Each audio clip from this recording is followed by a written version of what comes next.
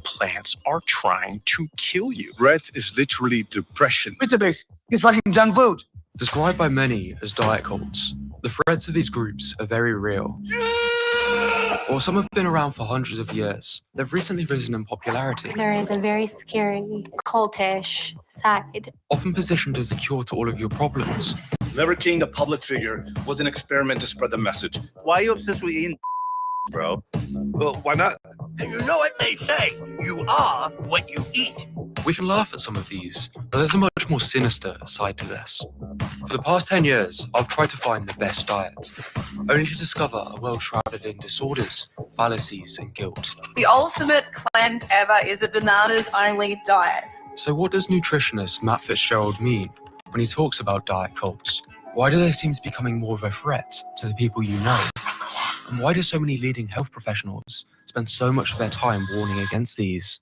Gatorade is extremely toxic and poisonous. Peppers and tomatoes are ruining your gut health. Spinach, not healthy for you. Oatmeal is for horses, maybe, probably not even for horses. Beans are bullshit. Dairy is terrible for you. Eggs are one of the worst foods that you can eat. Pink Himalayan salt, canceled. Teas containing these silken sachets, canceled. Dark chocolate, canceled. You have to stop drinking cold water with your meals. Stop eating fresh food. 2013, the cotton ball diet started trending on social media, in which little girls would only eat cotton balls soaked in juice, a weight loss method popularized in the modeling world. It's not that bad. The cotton ball diet is as disturbing as it sounds. Perhaps more horrifying is the infamous tapeworm diet, which involves swallowing a parasite, which lives and grows up to 9 meters inside of you. Illegal in the US, but easily purchased from other countries through the internet. Tapeworms and their eggs in pill form were popular weight loss aids a century ago. My personal favorite are the breatharians. They claim to not consume calories, living off the universe's energy. I've been free from the need to take any nourishment from food now for 11 years. So the body manufactures naturally all the minerals, vitamins, nourishment, everything it needs to be totally healthy, self-sustaining, self-regenerating, without the need of taking anything external to yourself. Photosynthesis. Photosynthesis. Lower down on the crazy scale are fruitarians and raw meat dieters. In fact, this is an entire encyclopedia of diet fads. And with over 1,000 new diet books published each year, it seems like only more and more are being created.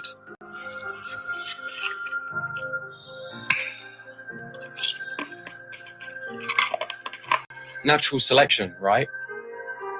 That's what I used to think, until I realized most people fall for something similar, myself included. Perhaps you want rapid weight loss, have debilitating chronic illnesses, or just want to be a healthier person. Maybe life isn't going so well, and you just want to feel in control of something. You want to gain muscle, lose fat. What better place to start than with your diet? You're told it's the food you're eating which is why you're ill. You may have tried to diet before, but it's because you still consumed bad foods that slow down your metabolism. The reason you don't have optimal health is because you're not eating like your ancestors. You're probably presented with testimonials, scientific evidence for the diet. On paper it makes sense. What have you got to lose? And this is the allure of fad diets. A short-term popular diet trend that makes false promises for quick weight loss or health improvements. It is not standard dietary recommendation. In the past, some of the craziest diets were a result of scientific oversimplification, influential trends, and the desire for something novel. Today, the desire for an ultimate solution is even stronger. A recent poll found that the average person attempts 2 fad diets a year. The secret is actually not so secret. Simply following general lifestyle principles that have been well established for decades. But you know, I'm not going to click on that Instagram ad. Exactly. The internet has made information more accessible, allowing influencers to offer a wide range of niche health advice, a warmer alternative to the clinical advice from cold doctors and authorities. So we are actually high sugar creatures, and that's what we thrive on. You know, that's why we have a sweet tooth. These influencers often promise to cure diseases, improve appearance, health, and provide guidance on the correct way to eat. You want to heal all those diseases? You go to this. If you want to stay diseased, you know what you're eating. This. Humans are apex predators, top of the food chain. What other apex predator eats salad? Good evening, everybody, and welcome to another edition of Speak Your Mind, the show that lets you, the viewer, wherever it is that you're watching us from, whether it be YouTube, Facebook, whether it be Tuber, anywhere here in Canada, anywhere around the world, speak your unfiltered, uncensored truth. And today, we are talking about fad diets. No, not fat diets, fad diets. In other words, the question that we want to ask you, is it something that's realistic? Is it a realistic fix for weight loss? Or is it a risky trend that neglects long-term health? I'm not here by myself. First and foremost, I have Mrs. Audrey. Miss Audrey, good evening. How you doing? Good evening, Pastor. I'm well, and welcome all again to another edition, like we said, of our show, Speak Your Mind. We'd love to hear from you, and as always, we have prepared our Telegram poll that you can go ahead and scan the QR code and vote on the following. We have the question as we presented itself, and we have the following, answers that you can choose from. That it says, who doesn't want to see a fast result? Whatever works for you, and just pass me a burger, you only live once. And we're going to be announcing the results. We want to hear from you and share more comments that you have to share with us here on our show. You can contact us through our social media platforms and speak your mind. Thank you so much, Miss Audrey. And if you weren't able to see on the video, we had the homie Liver King. We have people right here in the studio with us. First and foremost, we like also being called the Liver King, but that's a question for another to be answered for another day. We also have with us Miss Lupita. Miss Lupita, if this person wants to send us a message, if they want to talk on the phone, they can definitely do that with what number? Yeah, so you guys could definitely call us also at our helpline, which is 877-785-8700, or even send us a message through our WhatsApp, which is 437-233-9815. And we're going to be reading everyone's comments here tonight on the program.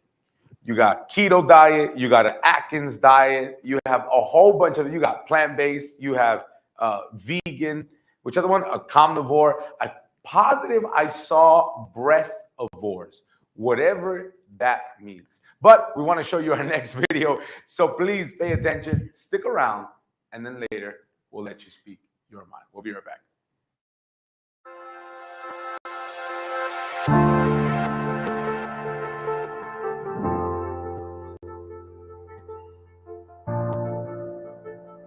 What is considered healthy to you? To me, it's just eating a lot of vegetables and no fat stuff, no sugar, and brown bread. Everything is in a diet. What do you think are good foods to eat, and what can be harmful to the body? Well, I think what we call healthy food, we're not. Because if you even read the instruction on most of these healthy things, there are things in there that we are not supposed to eat. The best food to eat is what we grow. You never know. The food depends on the food. Depend on the appetizer. Appetite, anything to food eating, but some food, vegetable is good. Salads, vegetables. For me, it's vegetables and no potatoes, no pasta, no rice, nothing like that. It's just more, that's quinoa and something like this. Yeah, that's no French fries, no ketchup, nothing like that. Meat is not good for us. No matter how they tell you must eat protein and this and that. I don't eat red meats and I don't eat pork. Don't eat too much red meat and chicken and fish. More fish I eat. And what do you think can affect a person's body besides, if they go to extremes of eating because they want to lose weight, these diets that they're doing? Do you think it can be harmful or helpful to the person? Well, it can be harmful. It can cause more dangerous to you more than anything else. And you won't know till when it's too late because you're doing it. Plus, there are exercise. I think the best thing is exercise. I do a lot of exercise. Go and exercise every day and eat healthy food same way. Eat a lot of vegetables. Like your fruits, less meat. I stopped to eat like bread. Drink a lot of water, less juice, less sodas. So that's it. Say we just eat, drink a lot of water, and that's it. And what do you think about those diets that they say would help people lose weight? What do you think about those? Well, it's a good thing because I don't eat certain things because I want to keep healthy and strong. But most of them are good, but still you have to read the labels on them because most of them would tell us that they are healthy, but when you look, it's not. They are having stuff that definitely not for our body. But they are putting it out and say, yeah, this is good for us. No. Keto diets, juice cleansings, and sort of things to lose weight. What do you think about those? This is for the new generation.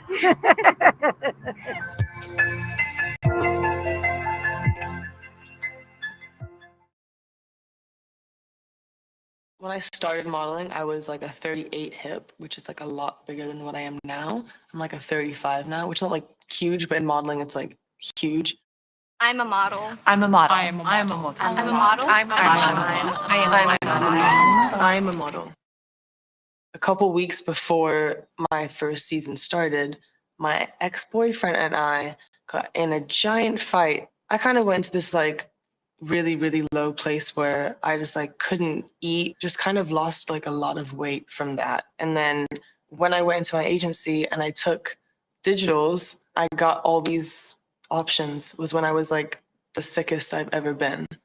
I went to meet with the agency and they measured me and they told me that I needed to lose, I think it was like 2 inches off my hips and maybe 2 off my waist.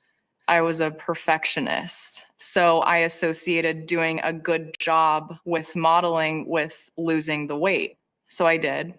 And it started out as just being more mindful, I guess. And then it did escalate and escalate and escalate. My lowest weight was 98 pounds when I was 17. And that was after I had just done a very successful season in Paris. There was one casting in London. I was 17. I remember walking into the room full of people, and the designer gave me this bodysuit to put on. There was no changing room. She made me just get naked. And she took one look at my body and kind of snickered and laughed, said, "That's not going to work." And then walked out of the room, left me there naked to put back on my clothes in a room full of people. When you're 15, you already have all this pressure all over, you know? And to have everybody watch you grow up and just judge you and all that kind of stuff was tough, you know? I went to Paris, and after the first day of castings, my agency told me that the response from my first day of castings for shows was that I had gained too much weight and was unusable for the shows. We flew home the following day, and the day after that, there was a headline on the front page of the fashion section of the Wall Street Journal that said, model Allie Michael sent home for being too fat.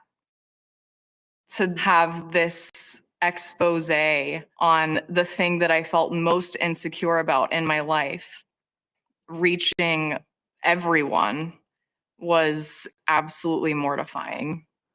I don't know. I feel like I was publicly shamed. But, you know, I also just, it shouldn't be a big deal, really. But it did affect me at the time. I wanted to hide. And I didn't want a lot of people kind of, putting cameras in my face and putting me on front covers of newspapers. What I was receiving for many years was that my body was not right. And it's almost impossible to erase that. And I thought,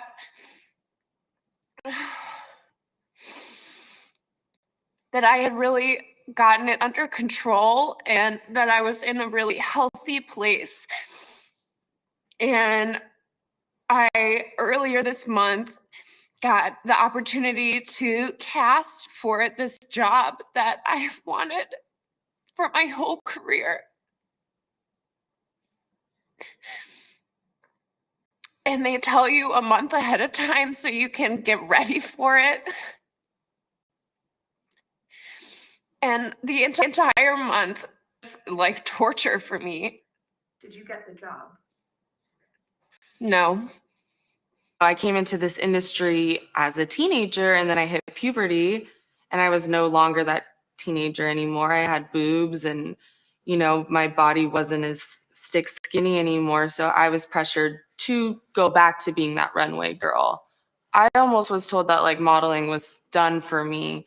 And then Sports Illustrated kind of relaunched my career. So it was a really amazing moment because it was me being me on the cover of a magazine and fully being accepted and embracing myself. You don't just take the picture and go home and then you don't know what happens with it. This image where I've put myself out there in this way, or I've been really vulnerable and real and shown it all and just gone for it, has helped in some domino effect this woman look at herself differently, put on a bikini, go to the beach, have fun with her friends, and it completely changed why and how I do this job.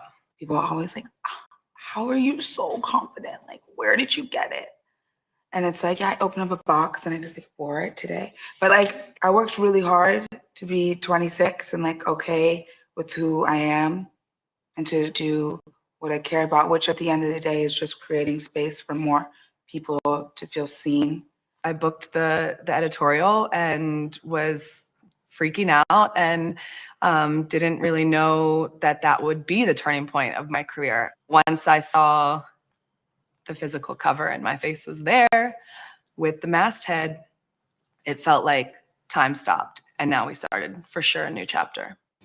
And we're back with all of you. Ms. Lupita, do we have any comments regarding our topic? Yes, we do. We have people that are sending their comments right now. We have Zimbe that says, all diets work. In the end, it's calories in and calories out. Most people say diets don't work because they chose the most extreme diets in order to lose weight as fast as possible. But this just leads them giving up on their diet because they didn't think it would be that difficult. People need to realize that following someone else's eating habits won't help them. They need to design a diet that works for themselves, meaning eat what you would normally eat, but less. Add exercise for more calories out, and bam, you'll lose a pound a week. Sounds too slow? Well, you're gonna give up if you do any other diet, so might as well start losing 1 pound a week now instead of later. And we have Emmy that says, I think people take intermittent fasting too far. I don't think it's such a bad idea if you're quite large already, but there are some very slim people pushing the fasting limit for over a week. I fast, but I certainly don't make it my life. It's just the human mind always that has to go to extremes. Now, Ms. Lupita, in any moment of your life, have you ever done one of these insane diets? Yes. What has been your experience? Tell us a little bit more. Well, I had learned or heard about now the HCG diet, and I had done it. It does take about 21 days, I think. Okay. So it's 3 weeks, and it's whoever doesn't know what it is, you get injected, right? And you literally, kind of like daily, you lose a pound. So the thing about this diet is that you have to go on 500 calories a day. So that means you either eat 100 grams of chicken, 100 grams of fish, shrimp, and like absolutely nothing else. You drink a bunch of water, no sugar, and that was pretty much all day, every day. And I obviously, by the end of it, was very tired of it. I did lose around 25 to like 30 pounds. 3 weeks. Yes, in 3 weeks. So that was a pound a day practically, or two. And it wasn't the easiest because by the end of it, I just wanted to eat. I prefer my regular food, and my body did have different reactions to it. So I did see the result fast, but I did see the extreme weight come back. Now, Ms. Lupita, when it comes to diets, do you think people are just worried about losing weight, or do you think people are just worried about changing their eating habits? I think when it comes to these diets, people are, I feel like most want to just lose weight, because if they wanted to change their eating habits, then that's what they should go to first.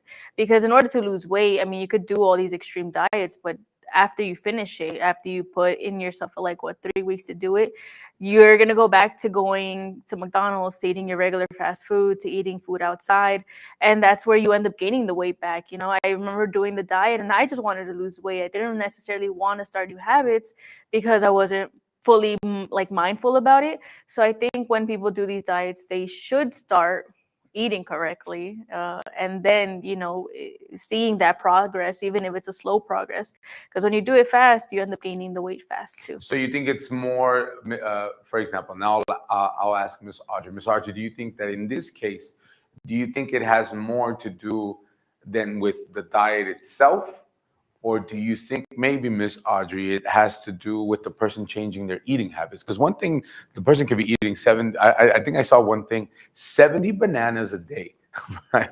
So you think it's more on the diet that they have, or do you think it's more on their eating habits?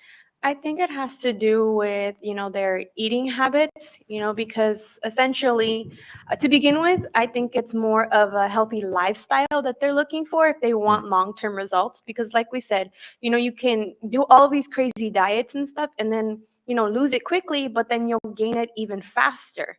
So it really needs to be something that you're mindful about, something that you're really dedicated to. That's going to help you as well as not harm your body, because a lot of people don't really research, they see maybe a TikToker an influencer that they follow, they do the same diets, expecting the same results, but sometimes little do they know it's going to affect their long-term health.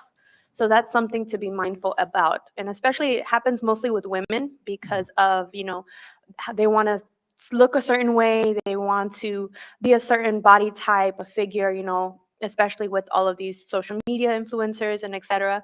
So they're mostly usually doing these diets because of that, and they don't really realize how dangerous it can be.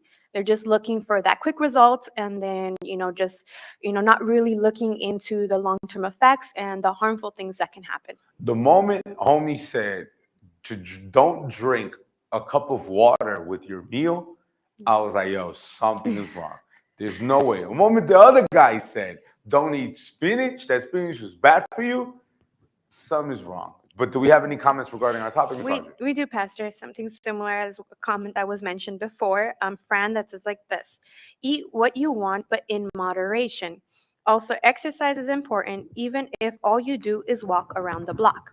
We also have Valerie that says like this: I lost over 100 pounds on a low-carb diet in a year.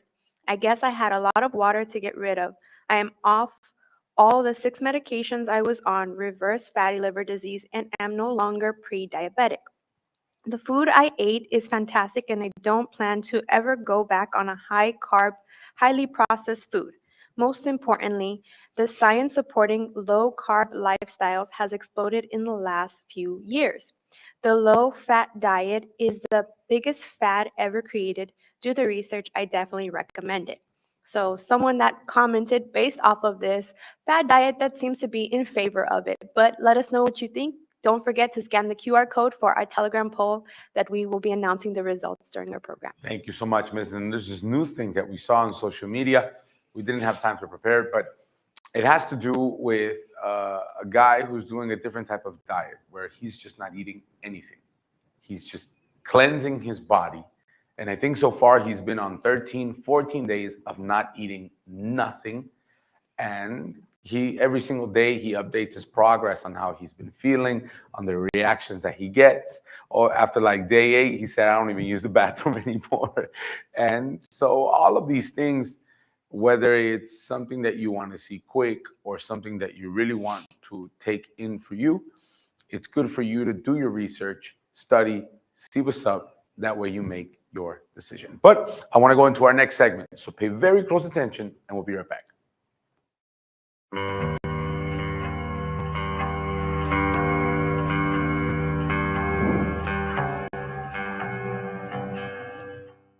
High protein, clean eating, and deleting sugar.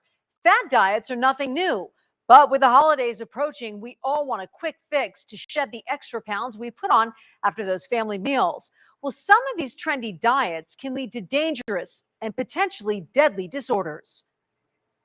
It started off as healthy, but slowly really turned into me just being obsessed with it, and it really went downhill really quickly. Dangerous diet trends are all over social media. 16-year-old Mackenzie Foy and her friends were all trying fad diets. Her mother, Deborah, didn't worry about her because she appeared to be eating healthy until her appearance drastically changed. I remember being in the dressing room with her and just it hit me like this isn't healthy anymore. After Mackenzie's mom made an emergency appointment at the pediatrician, Mackenzie was immediately admitted to the hospital. When Mackenzie finally reached a healthy weight, she was released from the hospital. And that's when the real recovery began. It's always going to be a daily decision. And reaching a point of finally getting to an intuitive eating stage where we let the body tell us what it needs, when it needs, and how much it needs. Jennifer Trevino is a registered dietitian with the Food Connection on West Flamingo near Wallapai. She says the trends of increasing a specific food group like meat or protein are causing a breakdown in overall health. Eliminating a lot of nutrients that you need can lead to just malnourishment of the whole body, right? And your body, every cell in your body needs all the macronutrients and micronutrients to survive. Lori Jablonski has seen her weight yo-yo her entire life. There was many diets, and I was diagnosed with anorexia. That's why seeking out help will make sure you're getting the right nutrients all the time. Plus, it's also a very trying and psychological aspect of trying to fight these urges to diet and feel a certain way and look a certain way. Jennifer says people need to know that diets don't work long term. In fact, they fail 95% of the time, and we spend $60 billion a year on dieting. So it's important to have a recovery plan, including a healthy relationship with food. We can't say, I can have everything, I cannot have that chocolate, because that's all your brain is going to obsess over. So everything is on the table, everything in moderation. That's where we have to be. So what should we do? The FDA recommends maintaining a balanced diet for weight loss. And the general rule is to see your doctor before starting any diet. As for Lori, she's happy to report she's on her way to a healthier life. I need to come first, and I need to take care of myself so that I can take care of my family. She's so right. You have to Yeah. take care of yourself first. And it's so easy to do these fad diets Yeah, and stuff like that. they're so appealing and they're so quick, and that's what everyone wants is quick, immediate results, and they want to see it. Yeah, I've kept off about 30 pounds in the last few years, and it's just by moderation. I let myself have the little things every once in a while. It's the boring answer, but Yeah, it's the correct one, it's right? true. Moderation is key. Yeah. All right, Trista, thank you. Raw food, detox, cabbage soup, the list of fad diets is long. Mayo Clinic family medicine specialist Dr. Summer Allen says many fad diets work by drastically slashing calories. If anybody calorie restricts themselves to 500 to 600 calories in a day, they're going to lose weight. But she says severe calorie restrictions are not realistic long term. And for a lot of people, restricting themselves from things in the long term, they end up craving it even more. Dr. Allen says successful, sustainable weight loss is all about lifestyle changes. Fill your plate with fruits and veggies, whole grains, and lean meats. And definitely get moving. Be more physically active. Start small. So start with a day a week as far as your activity level, and then work toward the 5 days or 6 days a week of activity. Sure, fad diets may help jumpstart your weight loss goals, but for long-term success, focus on healthy lifestyle changes. If you've ever tried to lose weight, maybe you've tried a fad diet. For example, the keto diet. Did you know it was actually developed for patients with epilepsy? Keto actually was invented, I guess you would say, for epilepsy. It has been found to help people with epilepsy, but kind of the general population has taken it and kind of ran with it. Keto is a low-carb, high-fat diet, and many will lose weight. You will probably lose weight on it, but it's not sustainable. We definitely need carbs to sustain normal brain function and energy levels and a lot of other things as well. And this is where Eva says any fad diet can fail. We see fad diets usually that restrict either one food or one food group. That's where it can kind of get unhealthy because we need all those things from each of the food groups to have a balanced diet. There are some reasons a person might be encouraged to try what is seen as a fad diet. I get a lot of patients that deal with like joint pain, heart health, diabetes, some different chronic diseases like that. So they are looking for something, quick that can relieve their symptoms. Or maybe the patient has celiac disease and requires a gluten-free diet which is not a fad, but can be confused for one. People kind of assume that's a fad diet right now because there's so much stuff branded and labeled as gluten-free. One diet that is both popular and sustainable for health benefits, the Mediterranean diet. It actually has some good research behind it, supporting its benefits specifically with heart health.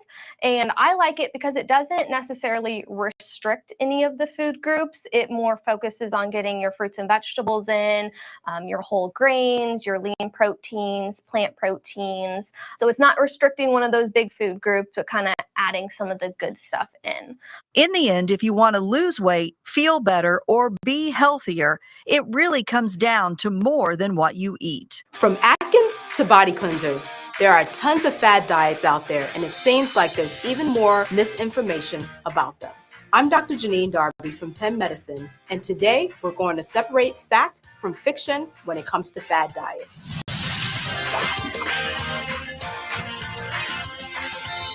Myth number 1. It can be dangerous to lose weight quickly. Believe it or not, this is fact. It can be unhealthy and even counterproductive to lose weight too quickly. When you start a crash diet, you're shocking your body into a routine it isn't used to. By losing weight too quickly, you can actually send your body into survival mode. This comes in the form of a slow metabolism, which should sound very unappealing to anyone who is trying to lose weight. These extremely low-calorie fad diets also typically starve your body of the necessary nutrients, vitamins, and minerals that you need to function properly. Myth number 2, skipping meals can cause you to gain weight. This one is part fact and part fiction.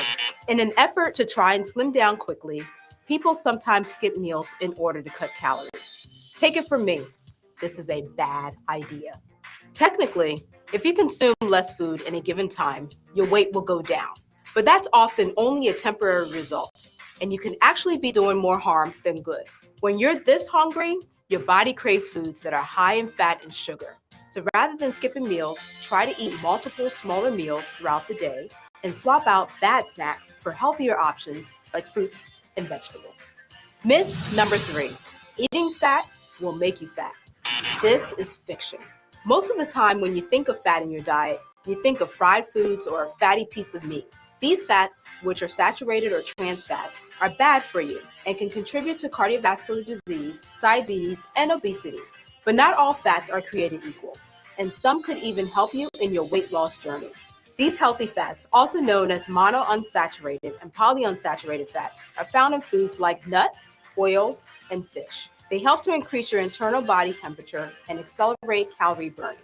They should still be consumed in moderation, but don't let the word fat scare you into completely eliminating them from your diet.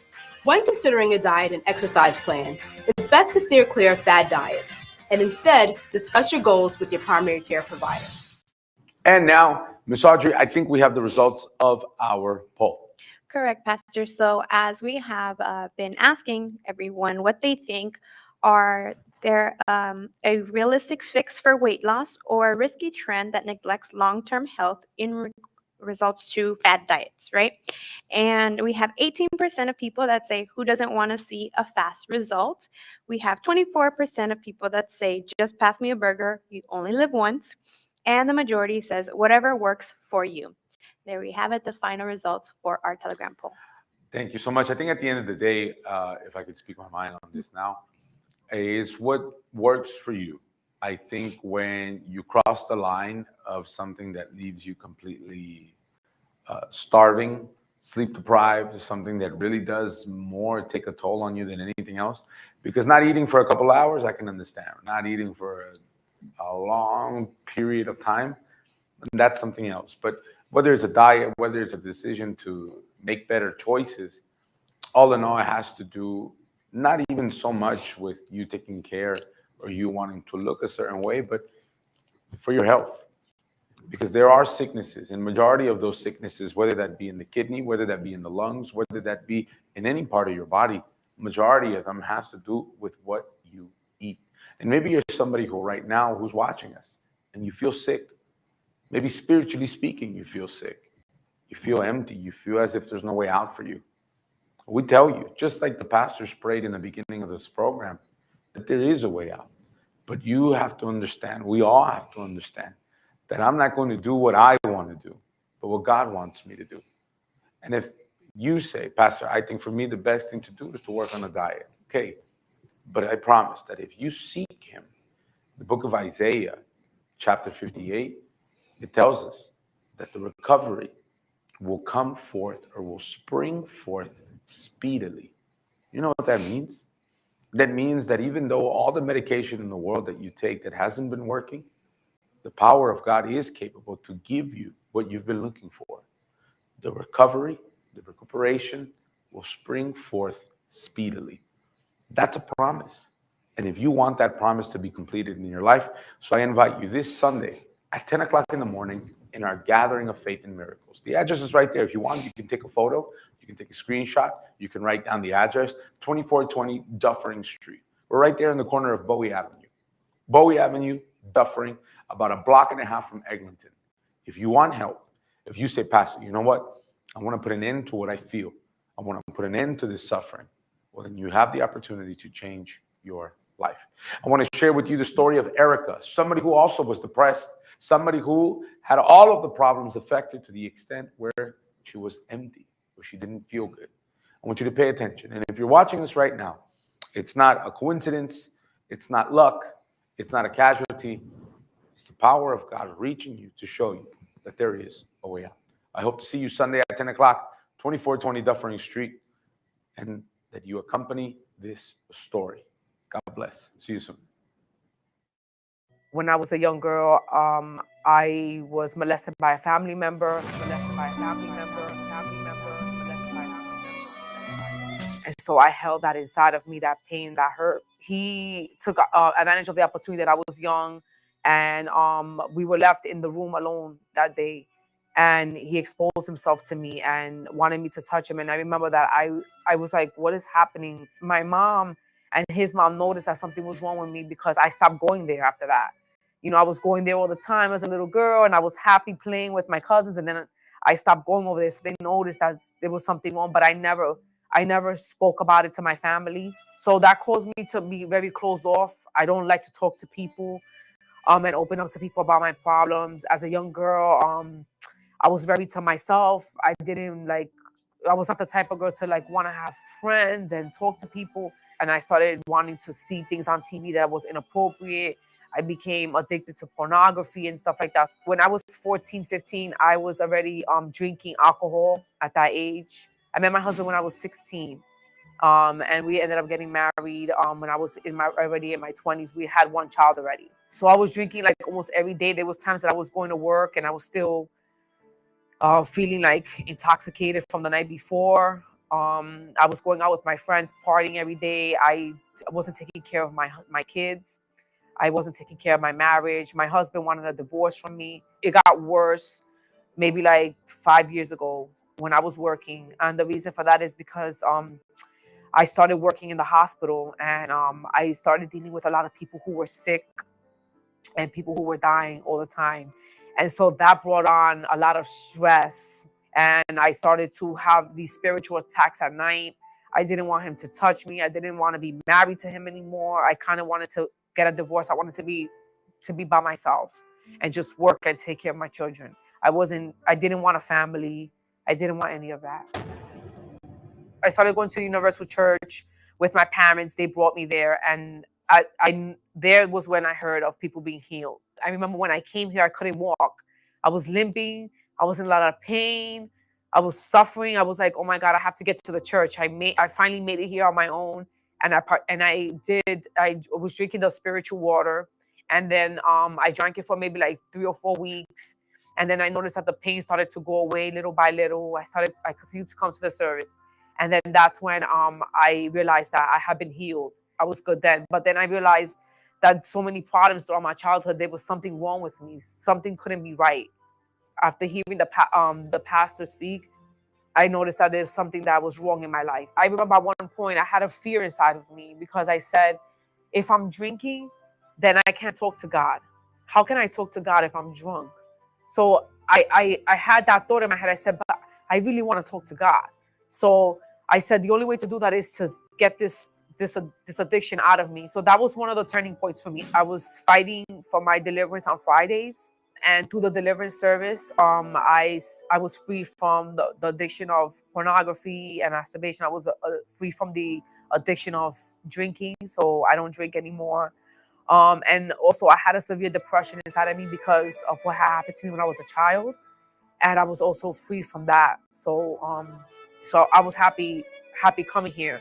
And then I wanted more, but I wanted to come Sunday and Wednesdays because I heard about the Holy Spirit, and I wanted to be free once and for all. And I wanted to have this peace that they were talking about. They were saying that the Holy Spirit is the spirit of peace and joy, and that God will come and that he will heal you, and and you will be a different person. I still was in doubts, and I still had doubts about what I was doing here in the church.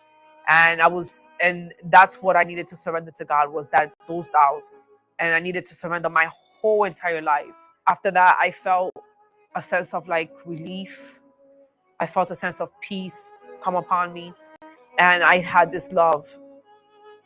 And this love that was already inside of me, wanting to come out more and more. And so I knew that something was different for me from that day forward. I had a desire to want to be in love with my husband again, to love my children again. I had a desire to want to talk to other people again and be helpful to other people. And it was something that I'd never experienced before. It was just this amount of love that I had. And to fix my marriage, I wanted to be a mother again, and be a housewife and cook for my kids and take care of my children. And that for me was everything. I said, this is it. And today my life is completely different. And I wanted to be able to forgive the people who had hurt me. And I was able to forgive that person. I was able to forgive this person. And I have a relationship with this person today. I invite them to church.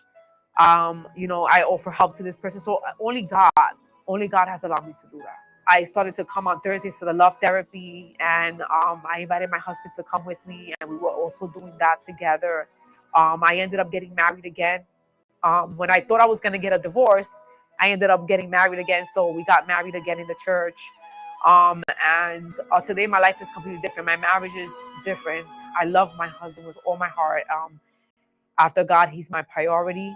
I take care of my family. I ended up getting a new job somewhere else where I'm making more money and doing less work. So it ended up working out for me. And in this job, I have the opportunity to come to church every Sunday. Even when I have conversations with my husband, sometimes he tells me that he can't believe who I am anymore. He's like, you're a completely different person who you were before. My children also see me different. They see me more involved in their life, more of a mother figure in their life than as opposed to what I was before. I'm just very grateful and thankful to God for giving me a new opportunity to live my life differently. And I'm so happy with what I've received here and what I receive here every day when I come here. I'm just very, very happy about it.